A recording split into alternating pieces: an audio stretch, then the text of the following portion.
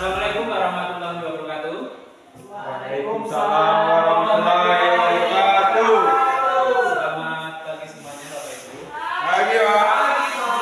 Oke, pada kesempatan yang berbahagia ini, ya, saya Taufik Andi Santo dalam penyampaian tugas guru penggerak, ya Bapak Ibu. Di sini saya akan menyampaikan tentang diseminasi atau pengimbasan tentang budaya positif di sekolah. Nah, kaitannya dengan apa? Yaitu melakukan penyebaran pemahaman dan penerapan pengalaman budaya positif. Ya Bapak Ibu, kita tahu budaya positif itu adalah bagian terpenting dalam kegiatan belajar mengajar yang ada di sekolah, khususnya pembelajaran di kelas maupun pembelajaran yang akan kita laksanakan di lingkungan sekolah kita, Bapak Ibu semua. Nah, inti dari budaya positif ini adalah ada beberapa poin, ya. Dimana yang pertama adalah perubahan paradigma belajar, kemudian disiplin positif, kemudian nilai-nilai kebajikan, kemudian kebutuhan dasar manusia, selanjutnya motivasi perilaku manusia, kemudian posisi kontrol guru, dan keyakinan kelas serta segitiga restitusi. Nah, tentu dari beberapa poin-poin ini kita baru mengenal Bapak Ibu semua, ya. Mungkin masih baru. Nah, ini adalah pembelajaran yang sudah saya dapatkan selama pembelajaran di CKP ini Bapak Ibu semua, ya. Jadi selama ada beberapa LMS itu pembelajarannya adalah dari modul 1.1 hingga 1.4 itu adalah budaya positif. Ada poin-poin berikut. Nah, sebelum kita masuk ke budaya positif, materi kita ya Bapak Ibu semua, di sini ada pertanyaan yang mungkin akan membantu kita untuk memudahkan kita mengerti atau memahami tentang budaya positif Bapak Ibu semua. Jawabnya setuju atau tidak setuju aja, ya. Nah, di sini yang pertama, hukuman dapat mendisiplinkan anak. Setuju atau tidak setuju? Setuju. Ya. Ada opsi setuju, ada opsi tidak setuju. Ya, setuju tentu ada alasan. Tidak setuju tentu juga ada alasannya nantinya, ya. Kemudian pemberian hukuman dengan hal positif seperti membaca atau membersihkan halaman dapat meningkatkan disiplin anak. Setuju atau tidak setuju? Setuju, ya? Oke. Itu bisa setuju, bisa tidak setuju. Tentu kita nanti akan punya gambaran alasannya nanti, ya. Setelah kita masuk ke awal, ya, ke materi budaya positifnya. Kemudian memberi penghargaan dapat meningkatkan motivasi anak. Setuju. Ya. Dengan memberikan penghargaan tentu akan meningkatkan semangat anak untuk lebih berprestasi. Tapi nanti kita akan lihat apakah pemberian semangat ini atau pemberian penghargaan ini baik atau tidak, ya. Oke. Untuk memulai, ya, dari pemahaman budaya positif ini, kita mulai dulu dengan ice breaking Bapak Ibu semua, ya. Jadi semuanya Bapak Ibu semuanya, saya minta untuk berdiri semua, ya, supaya ada fokus, ya, fokus dan dapat mengikuti kegiatan ini dengan baik. Oke, kita bermain terunjuk saja, ya. Kita punya terunjuk Bapak Ibu semua? Masih ada ya tunjuknya satu, ya. Nah, ini adalah salah satu tunjuk atau terunjuk, ya, dari tunjuk. Jadi ada perintah bahwa kita memutarkan sesuai dengan arah jarum jam, ya. Kemudian nanti akan saya minta untuk Bapak Ibu menunjuk sesuatu sesuai dengan perintah yang saya perintahkan. Oke, misalkan seperti ini. Putar jari telunjuknya searah jarum jam. Oke Bapak Ibu, kita tunjuk telinga. Oke, sudah bagus ya. Putar jarinya lagi sesuai dengan arah jarum jam. Yo, tunjuk hidung. Oke, benar. Seperti itu ya. Oke, kita mulai. Nggak tunjuk. Iya, tunjuk hidung ya, maksudnya tunjuk hidung ya. Oke, semuanya. Kita mulai. 1, 2, 3, putar searah jarum jam. Ya. Tunjuk kuping. Tunjuk kuping ya, tunjuk kuping. Oh iya, saya salah. Oke, benar. Benar. Satu lagi. Ya, sekali lagi Bapak Ibu semua. Masih semangat ya? Oke. Putar. Kita joget seperti anak-anak sekarang ya. Kalau ada mesinnya bagus ini jumlahnya. Ya, kita putar, tunjuk mata. Iya, jangan dalam-dalam nanti matanya berair ya. Oke. Terima kasih ya Bapak Ibu semuanya. Kalau mau joget-joget nanti bisa kita buat explication yang lebih menarik lagi di pertemuan selanjutnya ya. Oke. Bapak Ibu boleh duduk kembali. Kita lanjutkan ya tentang budaya positif kita. Nah, yang pertama, pembelajaran dengan paradigma baru. Nah, Bapak Ibu tentu tahu pembelajaran paradigma baru ini sesuai dengan kurikulum Merdeka. Ini tentu banyak perubahan-perubahan yang akan kita mulai. Dari sebelumnya kurikulum 2013 yang mana pembelajaran adalah berbasis dengan kompetensi dasar. Ya, tujuan kurikulum adalah untuk dalam 2013 itulah capaiannya adalah kompetensi dasar dalam ini ya, apa namanya, KIKD-nya. Sedangkan di Merdeka Belajar itu adalah KD diganti dengan capaian pembelajaran. Perbedaannya tentu kita tahu. KD dalam K13 itu banyak sekali dan itu harus kita ajarkan. Sedangkan dalam kurikulum Merdeka Belajar tentu CP atau capaian pembelajaran itu kita pilih sesuai dengan kemampuan anak-anak kita Bapak Ibu semua. Ya, kita sampai mengajarkan di mana ya itulah yang kita ajarkan. Kita memiliki kebebasan dan keluasan untuk menyampaikan ilmunya ya dalam kelas. Jadi tidak semua materi bisa kita ajarkan, tapi mana yang lebih penting kita ajarkan di kelas sesuai dengan kemampuan dan tuntutan anak di dalam kelas. Oke. Nah, di sini pembelajaran dengan paradigma baru tentu adalah tujuannya untuk menuju ke profil pelajar Pancasila Bapak Ibu semua ya. Dan di sini adalah pembelajaran yang dirancang berdasarkan prinsip pembelajaran berdiferensiasi. Nah, mungkin Bapak Ibu sudah dengar ya berdiferensiasi ini kaitannya dengan perbedaan-perbedaan. Ya kan, diferensiasi itu perbedaan. Jadi di sini adalah bisa diartikan berdiferensiasi, memenuhi kebutuhan sesuai dengan pembelajaran yang anak inginkan. Kebutuhan anak itu berbeda-beda. Ada yang kemampuannya tinggi, ya pemahamannya tinggi, ada yang sedang-sedang, ada yang di bawah rata-rata. Dan itu dengan pembelajaran berdiferensiasi kita kenali bagaimana menentukan karakter mereka, menentukan bagaimana mereka akan belajar nantinya.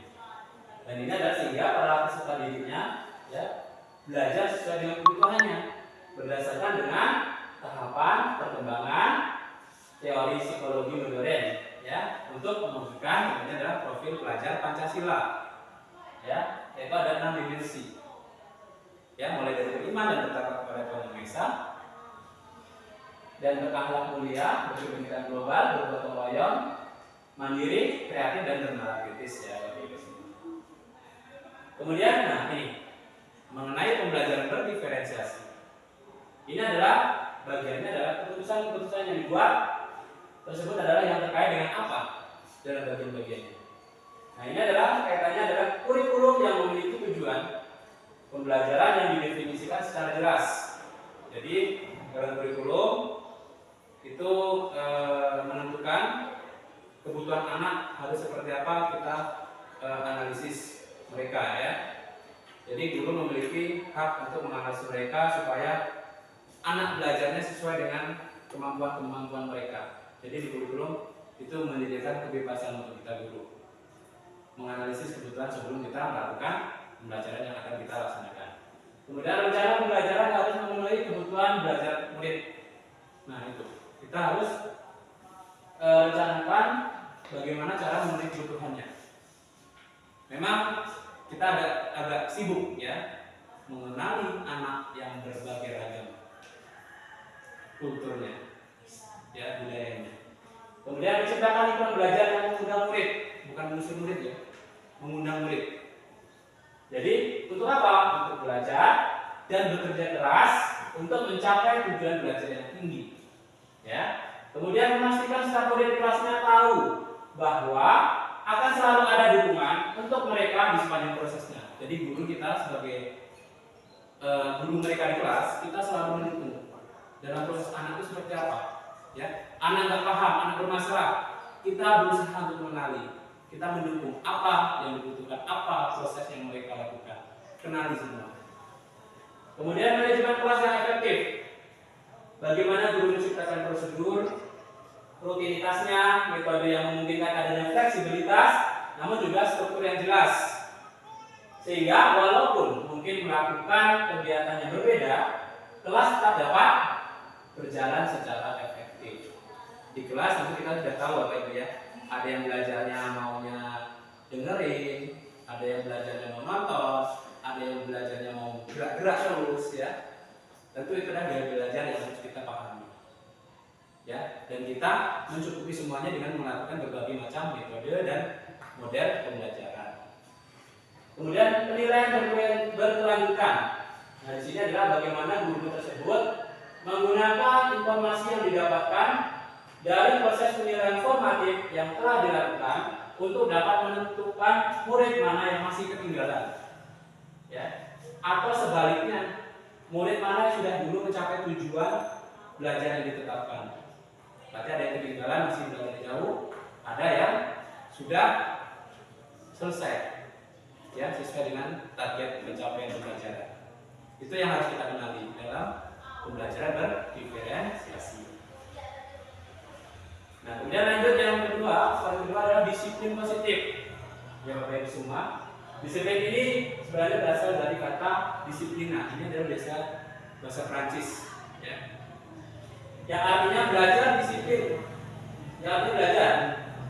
Disiplin mengacu pada ya disiplin diri yang memiliki tanggung jawab terhadap apa yang dilakukan. Ya, dilakukannya berdasarkan nilai-nilai yang diyakini. Kalau kita melakukan disiplin pasti yakin nilai apa yang akan saya lakukan. Berarti harus kita menanamkan keyakinan ke anak. Ya. Kemudian disiplin positif ini merupakan salah satu cara menerapkan penerapan disiplin yang bertujuan untuk menentukan kesadaran serta memberdayakan peserta didik tanpa imbalan penghargaan atau reward, atau dengan menggunakan ancaman bahkan hukuman. Itu yang akan kita coba, ya. Jadi mendisiplinkan itu kita mencoba mengurangi, ya, tanpa memberikan reward, kemudian tanpa memberikan penghargaan, tapi anak akan sadar sendiri, tanpa memberikan hukuman juga, ya, dengan pelan-pelan. Tentu ada prosesnya, tidak serta-merta langsung menjadi anak yang disiplin, bukan, tapi ada prosesnya ya Bapak Ibu ya. Nah seperti ini, sebagai pendidik, tujuan kita adalah menciptakan peserta didik yang memiliki disiplin diri sehingga mereka berperilaku mengacu pada nilai-nilai kebajikan universal dan memiliki motivasi intrinsik, motivasi dalam diri yang membangun dari diri dalam dirinya, ya, dalam perubahan perilaku ke arah yang lebih baik. Ya, tentu kita harus menumbuhkan motivasi itu sendiri supaya anak termotivasi untuk disiplin. Memang prosesnya panjang, tapi kita yakin kita sama-sama mencoba untuk memberikan pengaruh yang positif. Ya, Kita mencoba yang baik, tentu kita ada proses. Ya, hari ini bagus, besok kita ulang. Oke, lanjut ke nilai-nilai kebajikan. Poin nilai-nilai kebajikan. Kebajikan ini adalah kebenaran ya Bapak Ibu ya. Jadi nilai-nilai kebajikan adalah sifat positif manusia yang merupakan tujuan mulia yang ingin dicapai setiap individu. Nilai-nilai tersebut bersifat universal, luas, ya, dan lintas bahasa, suku bangsa, agama maupun latar belakang. Jadi sifat ini banyak. Ya, jadi kita ambil nilai-nilai ini banyak sekali. Nanti terkait dengan nilai apa yang akan kita gunakan dalam mendisiplinkan anak untuk menyadarkan anak itu ada indikatornya. Nah, nilai-nilai kebajikan yang ingin dicapai oleh setiap anak Indonesia kita kenal dengan profil pelajar Pancasila. Ini yang umum. Rumahnya di Merdeka Belajar itu adalah, atau kurikulum Merdeka Belajar adalah tercipta yang namanya karakter profil pelajar Pancasila, yaitu adanya beriman, bertakwa kepada Tuhan Yang Maha Esa dan berakhlak mulia, mandiri bergotong royong, bersalah kritis, berpikir dengan global dan kreatif. Ya. Kemudian, nah nilai-nilai kebajikan ini, ya, tentu disepakati bersama, ya, terlepas dari nilai suku bangsa, agama, bahasa, dan maupun latar belakangnya, luas nilainya. Jadi contoh nilai kebajikan yang sesuai dengan institusi atau organisasi. Nah, kalau sesuai dengan profil pelajar Pancasila itu terdapat dalam elemennya. Ada 6 elemen ya, mulai dari beriman dan bertakwa sampai dengan kreatif dan bernalar kritis. Nah, ini IPO, Primary Years Program. Ini adalah salah satu institusi atau organisasi yang namanya dia melakukan penelitian juga di sini. Nilai-nilai kebajikan sesuai dengan institusinya yaitu sesuai dengan IPO ya, PVP. Itu toleransi, rasa hormat, integritas, mandiri, menghargai, antusias, empati, keingintahuan, kreativitas, ya nilai-nilainya. Kemudian kerjasama, percaya diri, dan komitmen. Itu nilai-nilai yang ada dalam institusinya yang bisa kita ambil. Kemudian sesuai dengan keterampilan hidup, ada dapat dipercaya, lurus hatinya.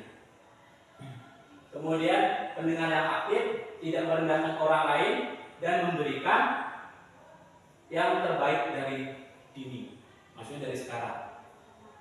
Ya, kita merencanakan dari awal, tentu nanti hasilnya akan baik.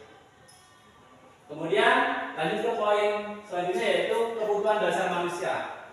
Ini banyak sekali Bapak Ibu kebutuhan dasar sebenarnya. Cuma yang terangkum di sini adalah kebutuhan dasar ada 5 pilihan. Ya. Nah, kebutuhan dasar manusia adalah segala sesuatu yang kita lakukan untuk mendapatkan apa yang ingin kita tingkatkan. Seluruh tindakan yang kita lakukan memiliki tujuan tertentu dan semua usaha terbaik yang kita lakukan adalah dalam rangka agar kebutuhan dasar kita terpenuhi dengan baik. Ya, itu adalah kebutuhan dasar manusia. Apapun yang dilakukan tujuannya untuk memenuhi kebutuhan dasar kita. Nah, apa saja kebutuhan dasar manusia? Itu ada 5. Yang pertama, kebutuhan bertahan hidup. Ya, yang pertama bertahan hidup. Itu apa? Termasuk dalam makanan, sandang pangan. Jadi makanan, pakaian, tempat tinggal, keamanan dan kesehatan itu adalah untuk bertahan hidup. Kemudian kebutuhan kasih sayang dan rasa diterima. Biasanya dalam diri ini ya. Itu adalah rasa diterima, diperdulikan, kemudian berbagi, kerjasama, menjadi bagian dari kelompok. Ya. Kemudian kebutuhan yang ketiga yaitu penguasaan. Ya, di mana kebutuhan penguasaan ini adalah tentang harga diri. Keinginan untuk dianggap, memimpin, berprestasi, ya. Kemudian diakui, kemudian didengar. Itu adalah penguasaan, kebutuhan penguasaan. Kemudian kebutuhan yang selanjutnya adalah kebebasan, yaitu mandiri, memiliki pilihan, mencoba hal-hal baru, mampu mengendalikan arah dirinya. Jadi bebas, tapi tetap positif.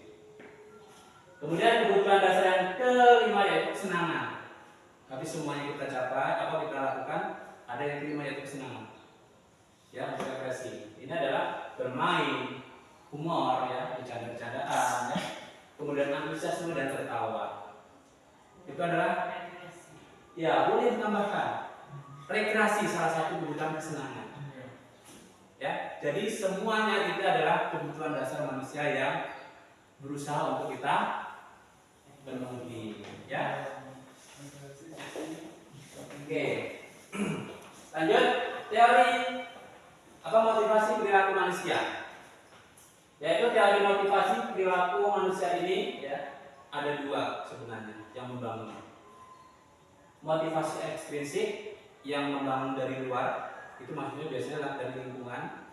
Kemudian ada motivasi intrinsik yang membangun dari dalam diri, keyakinan. Nah, di sini adalah yang membangun dari luar. Itu biasanya motivasinya adalah untuk menghindari atau ketidaknyamanan, ya, untuk menghindari ketidaknyamanan atau menghindari hukuman. Ya, biasanya seperti itu. Yang dari luar, kalau saya melanggar berarti saya berusaha tidak untuk apa? Untuk menghindari hukuman, ya, ketika melakukan kesalahan dan sebagainya. Itu adalah yang terbangun dari luar diri. Kemudian apa? Untuk mendapatkan imbalan atau penghargaan dari orang lain. Berarti setelah kita ini, berarti kita mengharapkan imbalan. Itu memang wajar, Bapak Ibu. Ya, itu adalah yang membangun dari luar. Setelah kita melaksanakan suatu kegiatan, tentu kita akan mendapatkan imbalan dan penghargaan. Kemudian yang membangun dari dalam diri kita sendiri apa? Motivasi intrinsiknya, yaitu untuk menjadi orang yang mereka inginkan. Apa yang bisa saya gali dari diri saya? Ya, yaitu menghargai diri kita sendiri dengan nilai-nilai yang mereka percaya. Ya, kalau orang lain percaya pada saya bahwa saya bisa, berarti saya bisa menggali pada diri saya sendiri. Ya, saya bisa menunjukkan potensi kepada orang lain. Nah, motivasi perilaku manusia ini bisa berarti seperti ini, dihukum oleh penghargaan. Yakin tidak penghargaan itu bisa menghukum? Ya, bisa yakin bisa tidak. Tapi saya yakin karena penghargaan itu adalah sebuah amanah. Ya, ketika kita salah, ya, dalam mendapatkan penghargaan itu, maka apa yang kita dapatkan dari penghargaan itu akan mencerminkan bahwa kita tidak mampu menjaga amanah. Ya, tidak mampu menjaga apa yang telah kita laksanakan dan berhasil pada suatu waktu. Dan itu adalah karena dapat penghargaan maka saya harus lebih ini. Karena saya mendapat penghargaan saya harus lebih seperti itu. Ya. Jadi penghargaan itu bisa diartikan di apa sama dengan hukuman sebenarnya, tapi dia hukuman yang positif. Ya. Dan itu adalah hukuman yang menyenangkan sebenarnya ketika mendapatkan penghargaan. Nah, di sini tentu ada hal-hal yang harus kita jaga dari penghargaan itu sendiri, Bapak Ibu semua, ya. Oke. Nah, kita lihat dulu hukuman, konsekuensi, dan restitusi. Nah, ya, kita lihat dari kata-kata tiga ini. Hukuman, ada konsekuensi. Nah, yang kata yang baru ada restitusi. Ya, kita lihat perbedaannya. Kalau hukuman itu adalah tidak terencana, tiba-tiba ketika ada pelanggar kita langsung masuk hukuman. Kamu itu, ya. Kemudian murid tidak tahu apa-apa yang akan terjadi jika tidak dilibatkan. Ya memang, ya, ketika kita melakukan hukuman, ya murid tidak tahu tiba-tiba kok seperti itu, gitu kan? Karena yang melibatkan membuat hukuman hanya orang yang membuat hukuman. Sedangkan murid yang melakukan hukuman, yang melakukan pelanggaran, ya tiba-tiba langsung dapat hukuman karena salah tadi, tanpa diberitahu konsekuensinya, ya. Nah, kemudian bersifat satu arah karena yang buat yang penghukum, atau kedepannya kita sebagai guru atau kalau di sekolah kita adalah guru piketnya atau guru BK-nya seperti itu, ya. Kemudian berupaya hukuman fisik atau psikis. Hukuman fisik itu seperti apa? Banyak Bapak Ibu yang bisa kita lakukan, melakukan pemukulan dan sebagainya, penggal bendera dan sebagainya. Tapi ketika hukuman psikis itu adalah tentang dirinya. Disuruh membuat kata-kata yang indah, kemudian disampaikan ke teman-teman. Itu sebenarnya psikis. Ya, hukuman atau psikis ya, hukuman fisik atau psikis. Sebenarnya kita selalu menggunakan itu. Tapi ya itu harus ada perbaikan. Ya, klarifikasinya bagaimana hukuman fisik dan psikis ini. Nah, kembali lagi ke konsekuensi. Ya, konsekuensi ini sifatnya adalah terencana. Ya, kesepakatan sekolah itu kan terencana. Jika atau disepakati sesuai dengan aturan yang ada. Ketika melanggar, berarti harus apa? Ketika melanggar harus apa? Nah, ini mulai tetap dibuat tidak nyaman. Karena apa? Ketika mereka melanggar, hukuman itu membuat mereka takut. Ya, takut karena saya nanti melanggar ini, takut karena ini. Perasaan takut inilah yang membuat mereka tidak nyaman. Tapi tentunya adalah dengan nantinya akan ada kesadaran diri. Ya. Nah, sikap guru selalu memonitor guru. Maksudnya apa memonitor guru? Kita selalu melihat, anak ini terlambat terus, anak ini apa? Ya, selalu memonitor anak terus gitu ya. Jadi seharusnya anak sadar, saya melakukan pelanggaran. Tapi dengan spontanitas dia akan melakukan perubahan atau kebaikan. Itu yang diharapkan. Ya, selama ini kita masih dalam proses hukuman dan konsekuensi. Nah, lanjut lagi ke restitusi. Nah, ini yang akan kita tawarkan. Restitusi itu adalah proses menciptakan kondisi bagi murid untuk memperbaiki kesalahannya. Ya, memang restitusi ini butuh proses. Tidak langsung serta-merta jadi, kamu sadar, tidak. Tapi harus ada berkelanjutan gitu ya Bapak Ibu ya. Kemudian proses kolaborasi, nggak bisa cuma satu orang saja, satu guru saja. Harus ada kolaborasi antar teman sejawat kita sebagai guru Bapak Ibu. Ketika saya melaksanakan restitusi, tentu ada yang lain guru-guru juga, yang lainnya juga melakukan restitusi, ya. Jadi dengan restitusi ini, kalau kita melakukan kolaborasi dalam lingkungan belajar, diharapkan nantinya anak-anak akan menjadi sadar ya. Nah, di sini adalah proses kolaborasi ini mengajarkan kepada murid kita untuk mencari solusi sendiri. Nah, itu tadi yang saya bilang. Anak murid itu tidak kita beri langsung solusi, tapi kita tawarkan, kamu hari ini telah melaksanakan kesalahan, melanggar aturan. Apa yang bisa kamu lakukan untuk memperbaiki kesalahan? Ya, jadi dia nanti akan secara motivasi dari dirinya, akan kesadarannya dia akan menawarkan. Kalau saya nanti besok saya tidak akan melanggar lagi, saya akan melakukan upaya seperti ini agar tidak akan melanggar peraturan yang saya langgar hari ini. Jadi solusi itu akan dia tawarkan kepada kita, dan kita hanya sudah menunggu saja. Oke, baik, berarti kita siap menunggu solusi mereka. Dan itu tugas kita sebagai guru, ya, itu sudah dipermudah. Kita hanya mengawal, bukan hanya memonitor, tapi mengawal kemudian memanajer, memberikan pemahaman yang mendasar kepada anak, meningkatkan percaya diri anak untuk sadar tentang disiplin. Ya, tentunya adalah disiplin positif Bapak Ibu. Nah, ini kita lihat perbedaan antara hukuman dan konsekuensi yang sudah biasa kita laksanakan. Hukuman itu adalah sesuatu yang menyakitkan, harus terjadi. Ya, tentu anak akan sakit ketika mendapatkan hukuman. Ya, apalagi hukuman fisik. Pasti ada yang tersakiti. Nah, konsekuensi tentu ini adalah sesuatu yang harus terjadi ketika melanggar, berarti harus apa yang dilakukan. Ya. Nah, jadi lanjut, membuat anak sakit, nah fisiknya maupun hatinya. Karena hukuman tadi ada fisik, ada psikis. Untuk jangka waktu yang lama kalau hukuman ya. Kemudian untuk yang konsekuensi membuat anak tidak nyaman, tentu cuma yang tidak nyaman ini adalah jangka waktu pendek, hanya waktu-waktu saat itu saja. Ya, tentunya untuk selanjutnya dia tidak akan melakukan hal-hal yang salah kembali. Dan anak membenci kedisiplinan ketika hukuman yang selalu dihukum. Tentu dia, bapak ini suka menghukum, bapak ini, ibu ini suka menghukum. Jadi mereka akan membenci.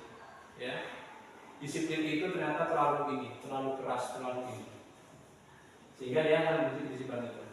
Ketika konsekuensi, oh ya, saya ketika melakukan pelanggaran, maka dia akan menghargai disiplin. Ya, dia akan mencoba untuk, oh ya, saya akan disiplin. Berarti dia akan menghargai perilaku disiplin. Kemudian hukuman itu sifatnya paksaan. Ya, kalau kamu nggak mau, silakan keluar. Itu hukuman, paksaan ya. Sedangkan konsekuensi apa?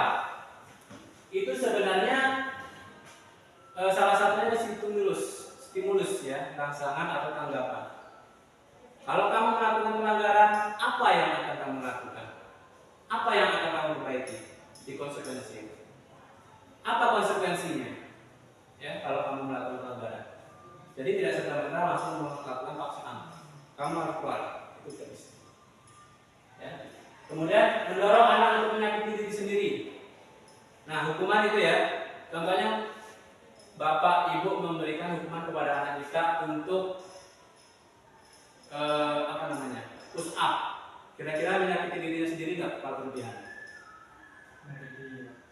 Ya, kan tentu akan menyakiti dirinya sendiri. Harusnya sesuaikan dengan kebutuhannya ya. Push up paling cuma sekitar 5 kali 6 kali. Ini bapak kasih hukuman 15 kali push up, tentu akan memberatkan, ya, menyiksa, intinya seperti itu. Kemudian mendorong anak agar mudah menyesuaikan diri ketika mereka melakukan kesalahan tadi, ya, melaksanakan kesalahan atau melakukan kesalahan melanggar aturan. Tentu untuk selanjutnya konsekuensi itu tadi yang sudah kita terapkan, mereka akan mulai menyadari, ya, akan mulai belajar menyadari bahwa untuk selanjutnya untuk menyesuaikan diri, tidak melakukan pelanggaran. Tapi tentu kita sebagai guru harus sering-sering mengingatkan tadi. Ya, tentu tugas kita manajer adalah mengingatkan anak kita untuk selalu berdisiplin positif. Kemudian konsep diri yang buruk. Kalau hukuman itu adalah konsep diri yang buruk dalam diri kita dan kepada anak. Kita mengajarkan anak untuk hukuman. Akhirnya anak didik kita terbiasa dengan hukuman. Ya, dan itu nanti akan dicontoh dia untuk di masa yang akan datang. Sedangkan konsekuensi ini adalah konsep diri yang baik.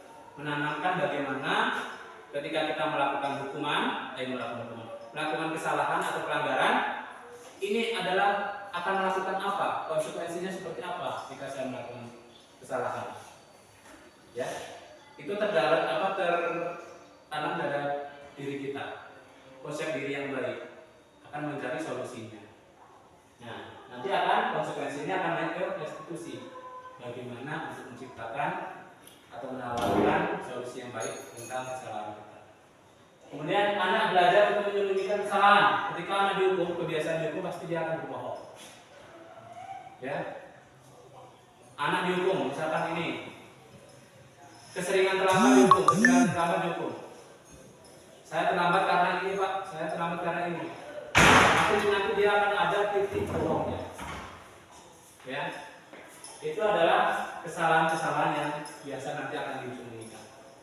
Kemudian anak yang konsekuensi, anak belajar untuk mematuhi peraturan. Ketika dia kaitkan dengan konsekuensi melanggar peraturan, anak akan belajar. Oh iya, saya akan mematuhi peraturan, mematuhi segala peraturan yang berlaku. Ini nantinya ya. Kemudian ketika kita memberikan hukuman, anak akan marah-marah.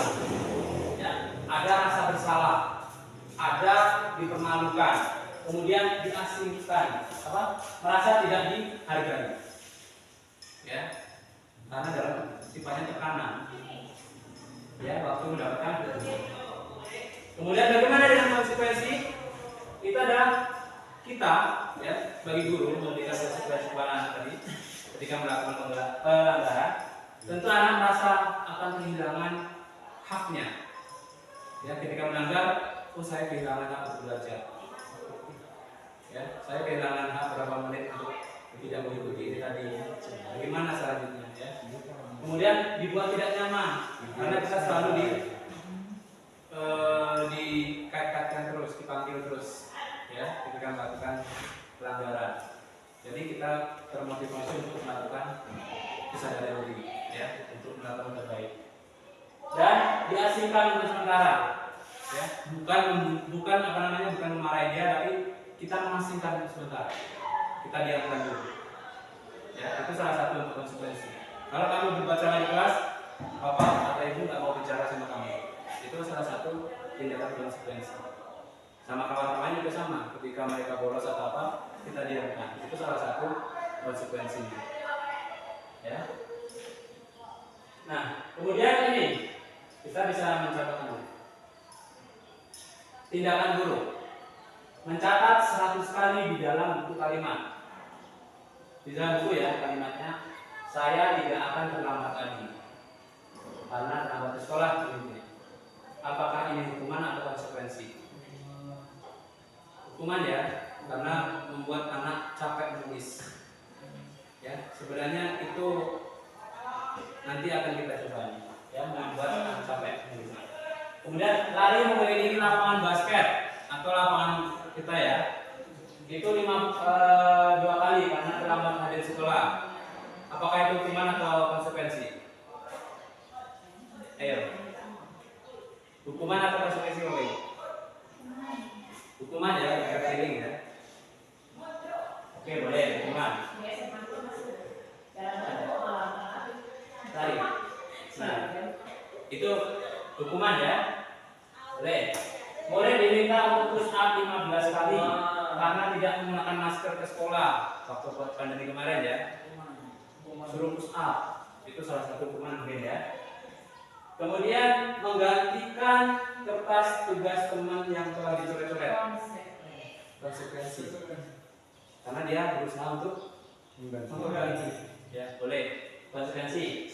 Kemudian membersihkan kumpulan air di meja tulis karena tersenggol saat belajar, ya, konsekuensinya, ya, harus mengganti atau mengganti. Resiko dari perbuatan. Oke, boleh. Kemudian murid disuruh tidak mengenakan sepatu seharian di sekolah. Ya, ini tadi kurang tidaknya, ya, Bu. Murid disuruh tidak menggunakan sepatu seharian di sekolah karena tidak mengenakan sepatu hitam. Ya, anak murid kita tidak boleh memakai sepatu seharian. Kira-kira hukuman atau konsekuensi? Ketika sepatunya warna putih, merah, kuning, hijau, hukuman. Kalau satu Tidak mengenakan, tidak jadi kegiatan. Ya, tidak mengenakan sepatu seharian karena sepatunya warnanya tidak hitam. Jadi itu adalah hukuman atau konsekuensi? Hukuman, ya. Nah, lari mengelilingi lapangan basket 2 kali karena terlambat 10 menit untuk pelajaran PJUK. Pemanasan. Apa kira-kira? 15 kali. Ya. Berarti kalau olahraga, ya, itu mungkin hukuman, ya. Oke, ini ada. Yang pertama hukuman mencatat 100 kali karena menyebut anak. Ya, lari mengelilingi lapangan basket, hukuman jelas. Kemudian boleh diminta push up 15 kali, hukuman. Konsentrasi. Menggantikan kertas yang telah dicoret-coret, konsekuensi. Membersihkan beban air, konsekuensi. Iya. Murid disuruh tidak mengenakan seharian sepatu di sekolah, itu hukuman, ya. Karena yang lainnya pakai sepatu, dia nggak pakai sepatu. Yang terakhir, lari keliling lapangan. Ya, jadi dia suruh pemanasan sendiri. Iya, karena olahraga, ya, Bapak Ibu, ya, sehingga dia bisa dikatakan tidak hukuman, tapi dia larinya ke konsekuensi. yang lainnya sudah ikutin ini pemanasan dia sendiri. Nah, itu salah satu konsekuensi. Ya, mulai nyambung. Oke, berarti kita udah mulai Nyambung. seperti ini. Ada 5 posisi kontrol. Ada penghukum, ada pembuat merasa bersalah, kemudian teman, pemantau, manajer. Ya. Oke, posisinya ada 5. Kita sebagai itu. Oke, Bapak Ibu semua. Contoh penerapan 5 posisi kontrol. Ya. Contoh penerapan 5 posisi kontrol. Hormat pada bendera. Apakah itu menghukum ya? Sudah ada jawabannya ya. Ini contohnya. Contoh penerapan 5 posisi kontrol. Hormat pada bendera. Biasanya ini dilakukan ketika anak terlambat satu upacara dia. Hormat pada bendera dengan durasi yang ditentukan, tidak berlebihan. Itu penghukum. Kemudian itu masih banyak lagi Bapak Ibu penghukum ya. Contohnya kamu push up, kamu lari, kamu apa, itu penghukum. Keluar dari kelas saya. Nah, itu adalah salah satu penghukum. Nah, ini yang membuat merasa bersalah. Cuma omongan saja Bapak Ibu. Berapa kali sih ibu sama bapak bilang sama kamu, ya gitu kan? Kamu selalu buat kecewa bapak kamu. Itu kan berarti dalam hati, oh iya saya bersalah. Ya, Itu tidak bersalah kan? Ya, itu membuat merasa bersalah itu maksudnya membuat yang mana ya Pak? Membuat kesalahan atau membuat orang lain merasa bersalah. Membuat Ya. itu kayak gimana caranya? Iya, membuat itu kita berusaha untuk membuat orang itu merasa bersalah. Jadi gurunya itu jadi Membuat orang merasa, iya. murid menjadi bersalah. Iya, ini membuat orang, Iya, nanti bisa diginikan. Membuat orang merasa bersalah. Atau membuat bersalah gitu kan. Membuat orang merasa bersalah. Oke, nanti ini bisa Kalau tidak salah. Ya makanya itu tadi ada kegiatan yang lain, kontrol diri yang lain. Nanti posisi kita di mana? Ya, apakah kita menghukum, membuat orang bersalah, atau teman, atau pemantau, atau manajer? Nah, di sini, ayo dong kita ikutin aturan sekolah. Tolong bantu ibu sama bapak ya, sekali ini aja. Ya sudah, tidak apa-apa. Lain kali jangan berbuat seperti itu lagi ya. Itu adalah sebagai teman. Ya, itu sebagai teman. Teman itu bisa ditawar kalau di posisi Iya. kita selalu akan ditawar oleh siswa. Benar.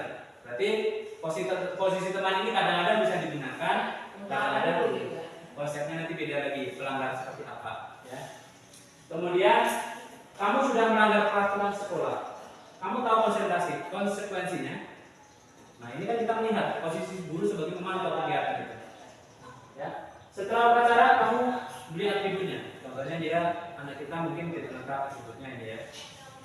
Sekooperasi atau jangan diulang lagi. Nah berarti cuma ngomong-ngomong aja. Tapi memaksakan anak untuk ini. Itu adalah posisi pemantau. Itu yang sering kita lakukan. Besok jangan ulang lagi. Buang sampah pada tempatnya. Besok piket. Nah, itu adalah pemantau. Ya. Nah kemudian yang kelima contohnya ini adalah apakah kamu tahu kesalahanmu? Nah kita berusaha menggali. Kira-kira bagaimana memperbaiki kesalahanmu? Kamu memberikan solusinya, ya untuk perbaikan. Nah inilah posisi manajer. Kita diharapkan bisa seperti manajer, ya, memberikan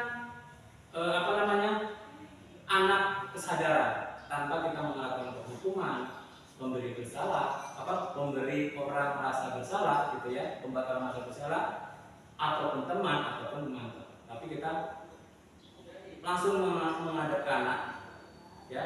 Untuk manajer ini tidak perlu secara umum, tapi kita memanggil personal, ya. Kita tawarkan, kamu maunya apa? Solusi kamu apa untuk kamu seperti itu? Ya, di manajer seperti itu. Jadi dia tidak merasa dibuat malu, tapi dia akan sadar sendiri. Nah, itu manajer waktu itu.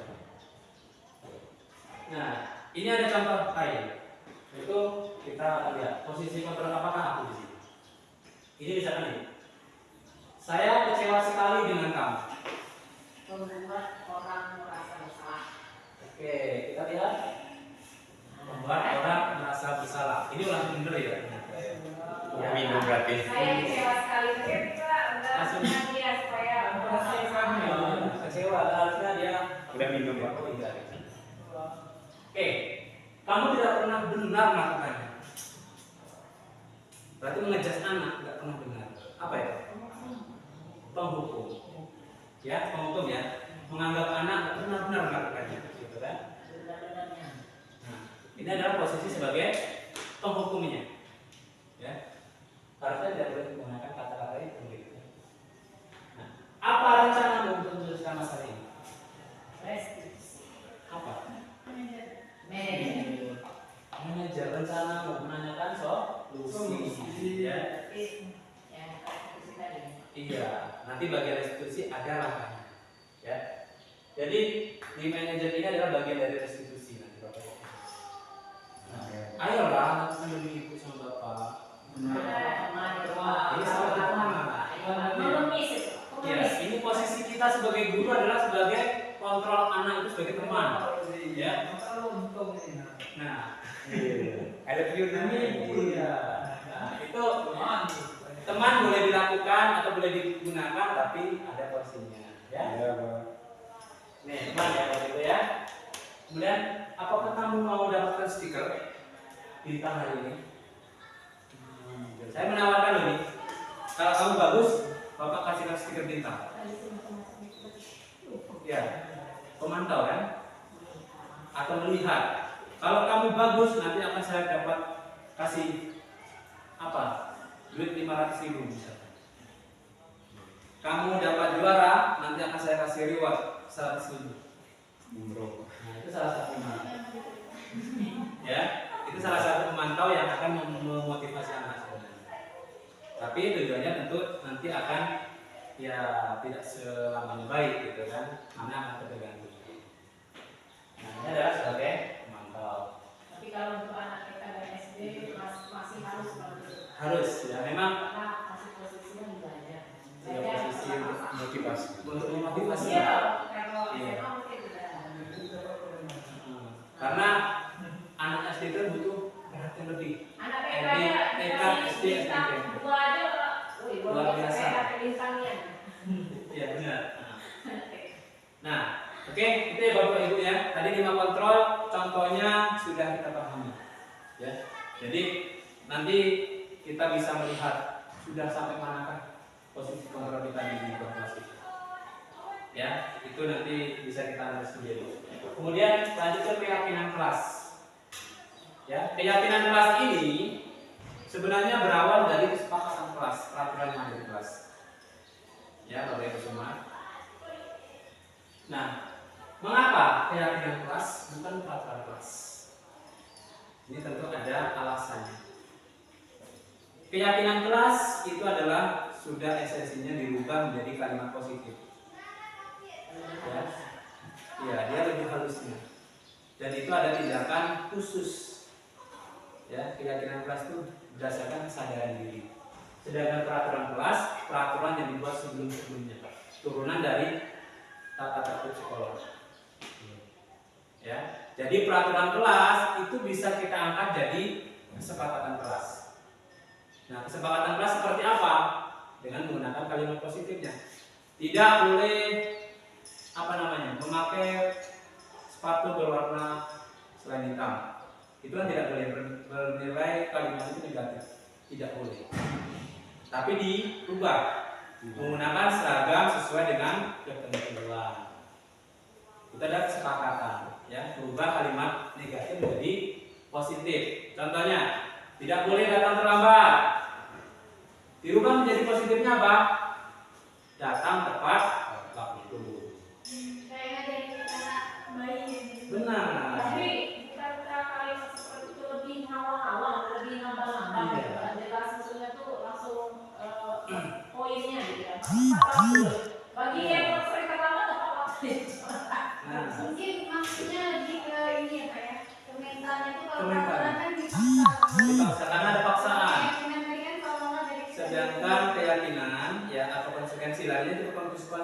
Bapak Ibu. Ya konsekuensi kan dibuat, gitu kan? Ada timbul tanda kesadaran. Ketika melakukan kesalahan, konsekuensinya apa? Langsung Tapi mencari itu solusi. sulit ya Pak ya, kita harus mengenai hati. Harus mengenai hati kita. Tentu kita ada proses tadi, ya.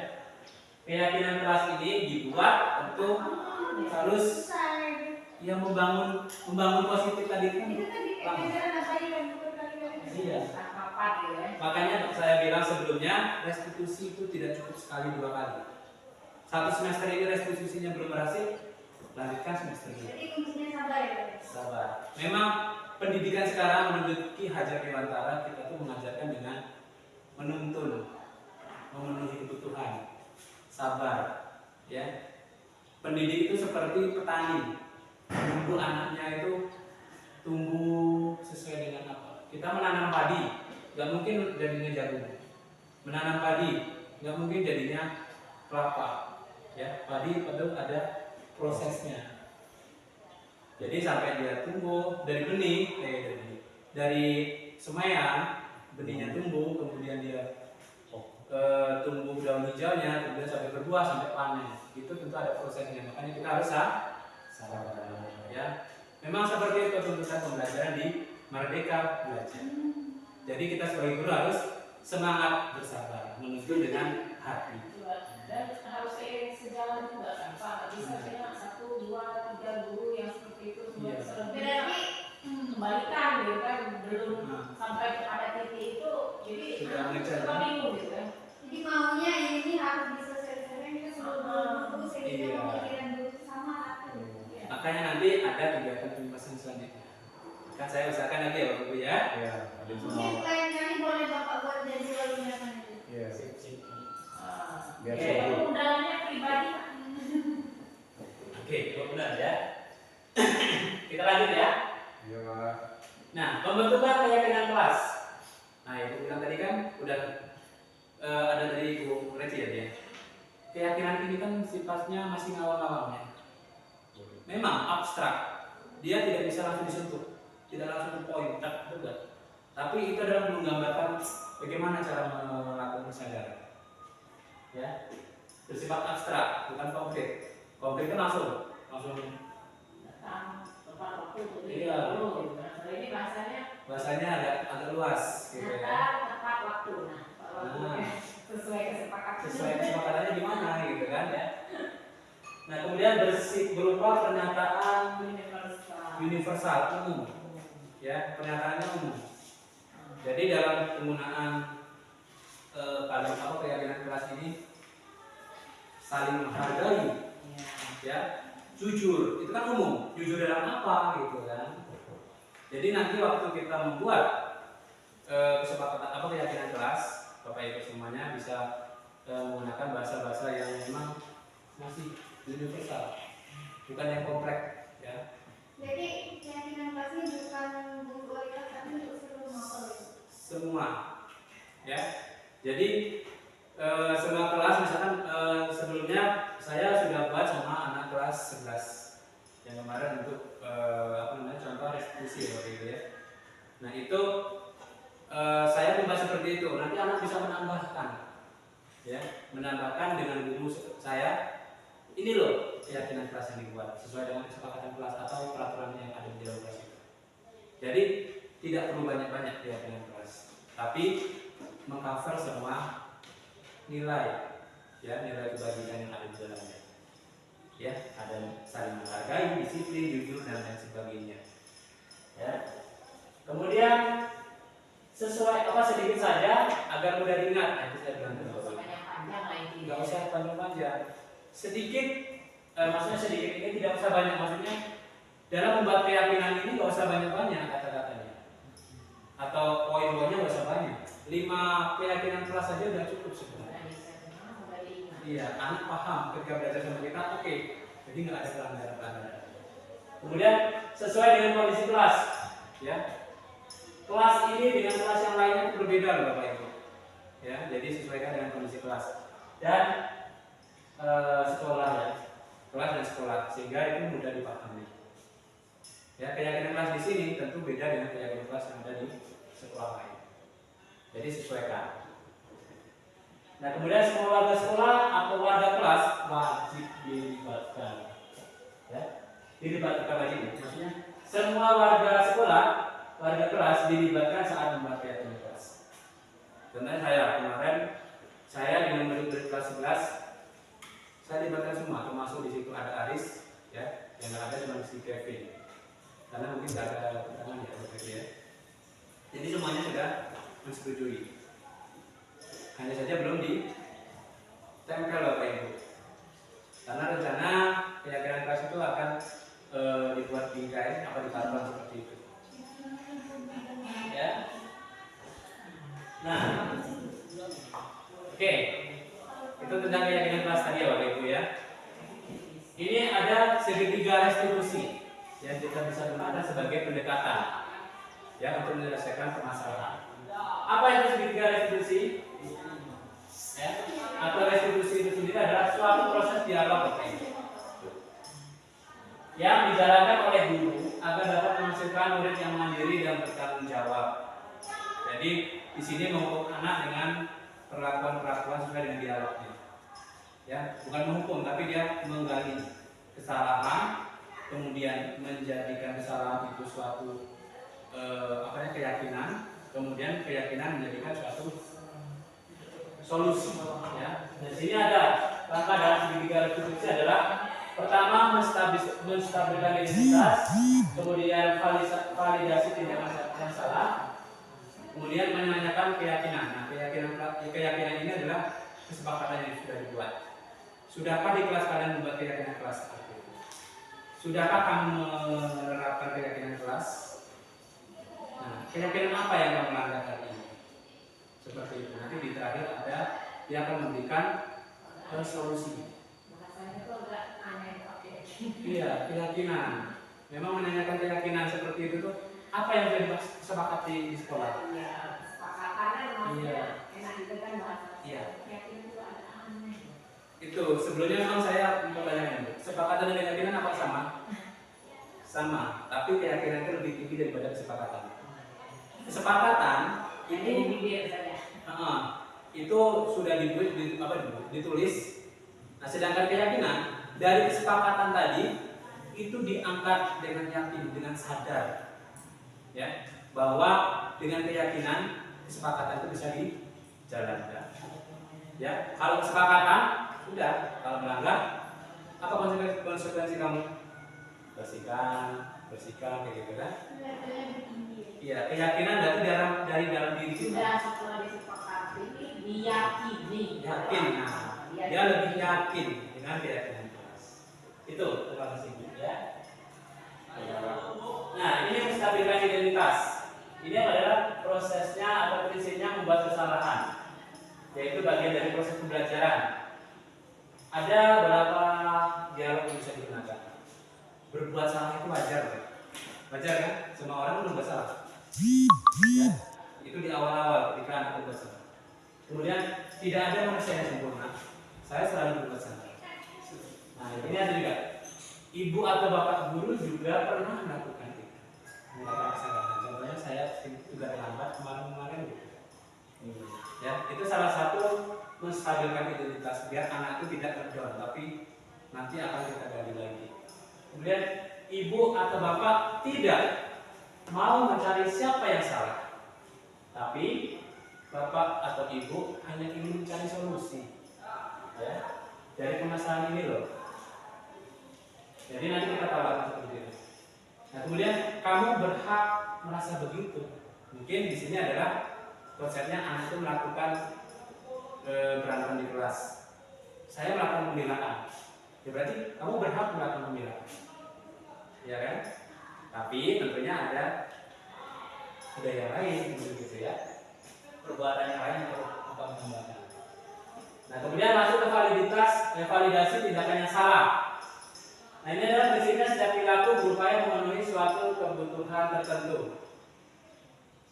Ya. Oke, jadi kita cek sini. Masih jalan ya. Oke, validasi tindakan yang salah ini ya berdasarkan prinsip setiap perilaku berupaya memenuhi suatu kebutuhan tertentu. Ya. Ini dialog yang bisa digunakan Restitusi ini adalah menggunakan dialog-dialog tanpa menggunakan tindakan-tindakan fisik. Ya. Dialognya adalah kamu punya alasan mengapa melakukan itu, melakukan tersebut. Nah, kita menanyakan diberi kesempatan gitu ya. untuk menjelaskan. Jadi apa? Validasi tindakan yang mereka salah itu apa? Jadi anak diberikan kebebasan atau kesempatan untuk menyampaikan. Saya melakukan kesalahan karena apa? Mungkin saya terlambat karena tadi malam saya begadang. Terus tadi malam saya ada kegiatan lain. Tadi malam saya bangun tadi pagi saya bangunnya kesiangan. Dan itu aja runut. Nanti akan ketemu.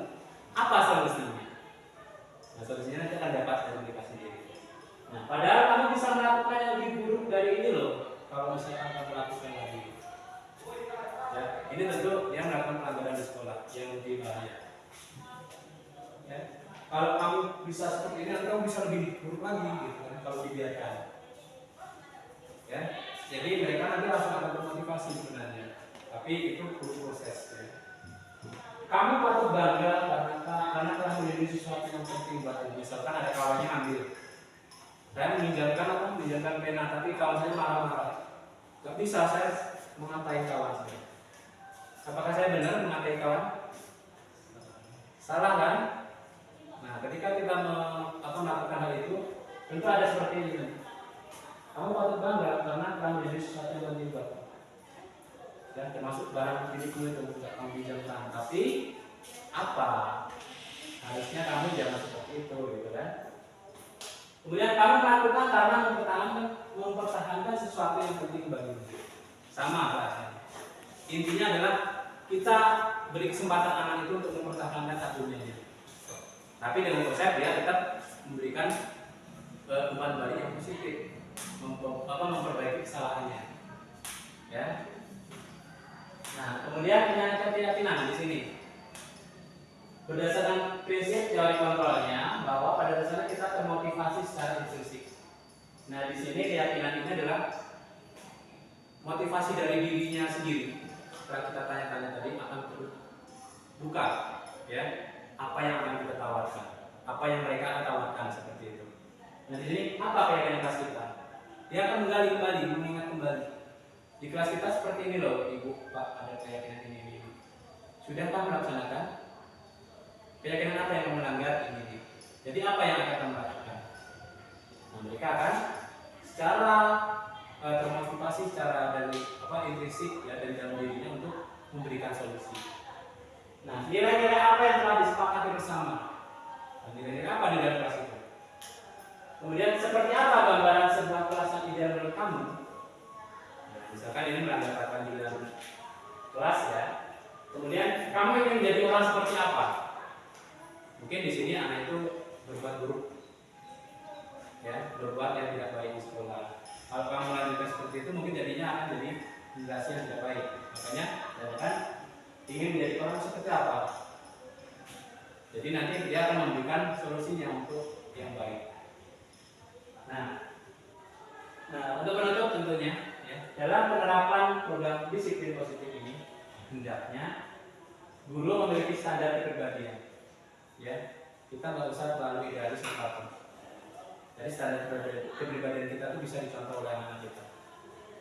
Dan profesional, ya, dalam melakukan mendidik anak kita, menanamkan ilmu, karakter, ya. Kemudian dan sosial yang baik di mana guru mampu merefleksi dirinya. Ya, ini kembali dari kita. Apa yang kurang pada diri kita refleksikan. Ya, untuk anak kita. Sesuai dengan apa yang akan kita capai gitu. Kemudian dalam posisi kontrol ini ya, saat ini tentunya bagaimana perjalanan diri kita atau dirinya ya sebagai among atau manajer yang menuntun murid-murid untuk menjadi insan yang mandiri. Sudahkah kita berusaha seperti itu atau masih prosesnya masih lama? Ya. Kemudian merdeka dan bertanggung jawab sesuai dengan standar pendidikan. Nah, tuntutan sekarang standar pendidikan nasional kita sesuai formulir ini karakter anak sesuai dengan profil pelajar Pancasila. 6 dimensi ini harus kita tekankan. Jangan cuma kognitif dan psikomotor saja, tapi karakter profil pelajar Pancasila harus kita tanamkan di kurikulum Merdeka. Demikian, terima kasih dari saya dalam menyampaikan diseminasi pembebasan budaya positif di lingkungan sekolah, khususnya di SMA Negeri 14 Negeri Barat. Terima kasih kepada Bapak Ibu semua yang telah hadir pada kesempatan kali ini. Lebih dan kurangnya saya mohon maaf. Saya akhiri. Wassalamualaikum warahmatullahi wabarakatuh. Waalaikumsalam.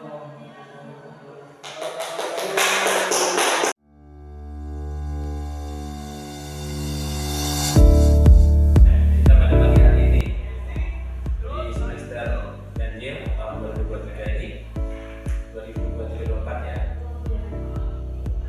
Kita tentu akan memisahkan pembelajaran yang baik, pembelajaran yang bisa kita terapkan di kelas kita, ya, dengan menerapkan kenyamanan di dalamnya. Dan kepada anak-anak semua tentunya, murid-murid semua ya, di sini kita mulai dengan kesepakatan kelas kita. Kita mulai dengan kesepakatan kelas kita. Di mana kesepakatan kelas ini adalah bagian dari upaya untuk menciptakan ketertiban yang ada di dalam kelas. Ya. Tentu kesepakatan ini adalah kalian tidak merasa terbebani. Ya. Bapak juga merasa santai mengajar kalian. Ya. Nah, harus kita bedakan kesepakatan dengan kesepakatan kelas dengan peraturan kelas. Ya. Peraturan ditetapkan oleh sekolah, sedangkan kesepakatan kelas itu adalah dibuat oleh kita sama-sama. Baik dulu dengan di sini kesepakatan kelas nantinya akan kita angkat jadi sebuah keyakinan kelas.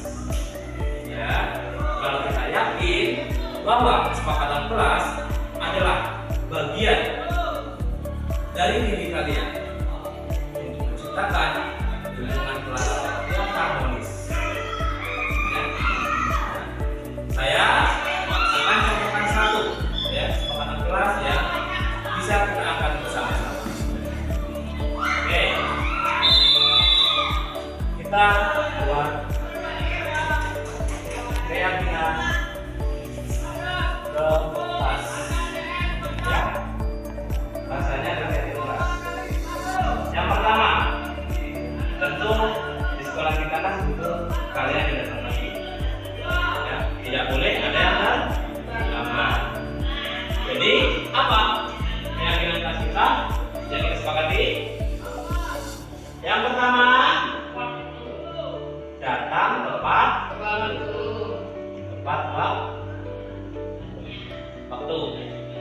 Apalagi selain datang tepat waktu, apa? Oke, boleh bolos. Kita tidak boleh menggunakan kata tidak. Tapi apa? Harinya bebas. Kata ada tidak maksudnya. Pulang tepat waktu. Ya. Boleh. Pulang sesuai jadwal. Ya. Kemudian di kelas kalian itu kalau foto bagaimana? Jadwal harus sesuai.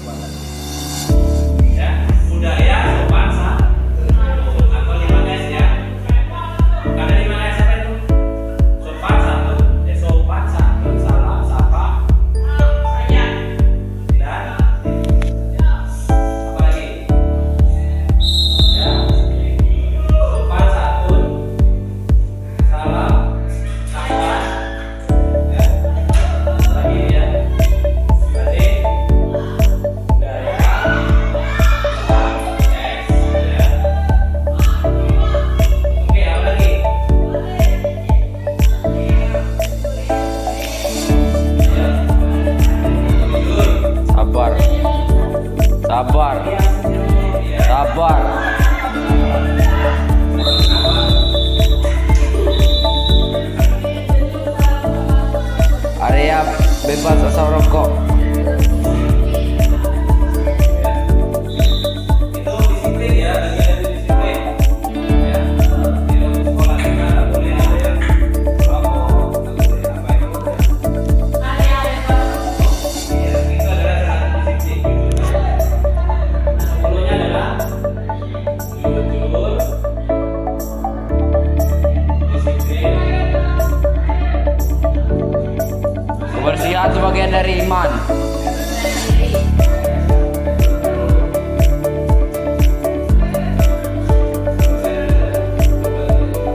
Bagian.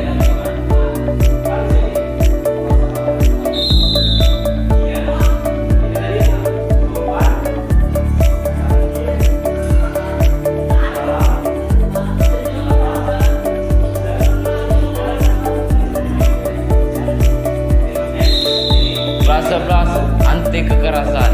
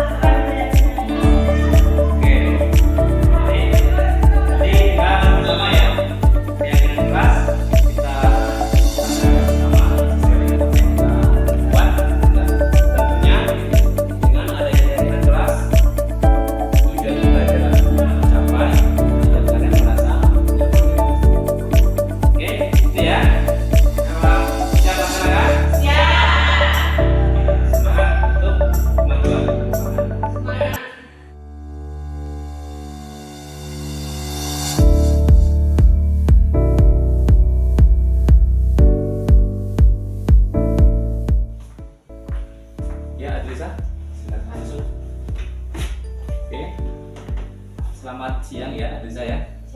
Oke, gimana kabarnya? Baik ya. Adrisa tahu nggak kenapa Bapak panggil Adrisa ke ruang Bapak ya? Nggak tahu. Tadi Bapak ya sudah meminta Adrisa kan tadi kan? Waktu ulangan Bapak panggil ya. Tadi Bapak lihat Adrisa sepertinya mencontek. Jujur aja.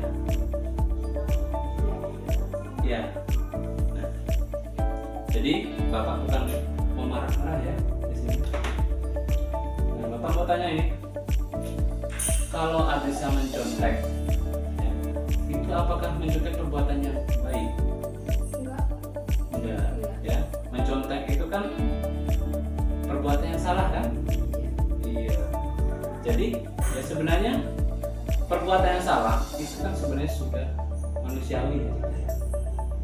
Bapak percaya juga loh, kenapa kita kok sampai melakukan hal yang salah tersebut saat mencontek seperti Adrisa hari ini ya.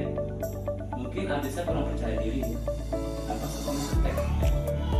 Nah, Bapak dulu juga pernah waktu sekolah juga mencontek ya, karena mungkin Bapak nggak siap ya.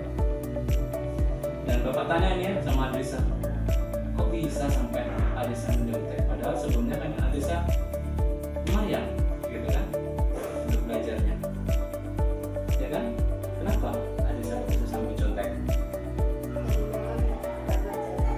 Tadi malam nggak belajar, terus kok nggak belajar kenapa? Main HP. Iya. Kalau main HP terus lupa ya, mau ulangan besok, tentu Adisa harus mengatur waktunya kan, ya kan? Memperhatikan. Nah, apalagi ulangan harian, berarti Adisa harus yakin kan? Nah, di kelas kita kan sudah ada kesepakatan kelas ya, dan terkait dengan itu juga ada keyakinan kelas kita. Nah, masih ingat nggak apa saja keyakinan kelas yang ada di kelas kita? Jujur, tidak menyontek lagi kan? Terus apa lagi? Datang tepat waktu. Terus mengerjakan tugas tepat waktu, ya mengerjakan tugas tepat waktu ya. ya tidak menyontek Pak. Ya tidak mencontek tadi ya. Terus ada satu lagi yang saling menghargai ya. Ya saling menghargai. Kalau ada gurunya di dalam juga sama temannya juga kan? Ya Iya. Nah, kembali ke keyakinan kita tadi ya. Jujur itu penting nggak kira-kira? penting. Ya, penting kan? Kalau kita mau berbuat segala sesuatu kita harus jujur. Itu sangat penting bagi kita ya. Jadi segala sesuatunya kalau kita jujur, insya Allah hasilnya juga akan baik ya. Nah, terkait dengan kesalahan yang Adisa lakukan ini, kira-kira ada nggak langkah perbaikan yang akan Adisa lakukan supaya tidak nyontek lagi kan? Apa itu kira-kira? Belajar sebelum ulangan. Ya, belajar sebelum ulangan, dipersiapkan ya. Persiapkan Mata-mata. jadi pas ulangannya Belajar dulu ya. Terus mengurangi waktu main HP. ini ya, jangan sampai larut malam. Terus apa lagi? Percaya diri nggak? Ya yakin kalau besok bisa.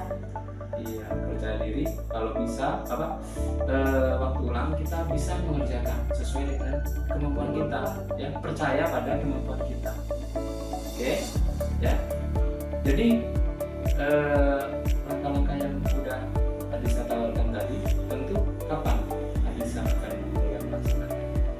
Mulai hari ini Adisa akan mencoba untuk tidak menconteknya ya, percaya pada kemampuannya ya, jangan nggak percaya diri. Saya yakin Adisa tuh bisa kok mengerjakan sekolah kan di ya. Dan tentunya ya, itu adalah salah satu upaya untuk memperbaiki diri kita kan, supaya kedepannya menjadi kebiasaan yang baik ya. Oke, nah jadi ucapkan terima kasih ya tadi saya hari ini sudah mau Bapak panggil ke sini untuk menceritakan dengan jujur ya kesalahan yang Adisa laksanakan tadi berdua ya. Dan Adisa boleh kembali ke kelasnya lagi ya. Oke, silakan Adisa.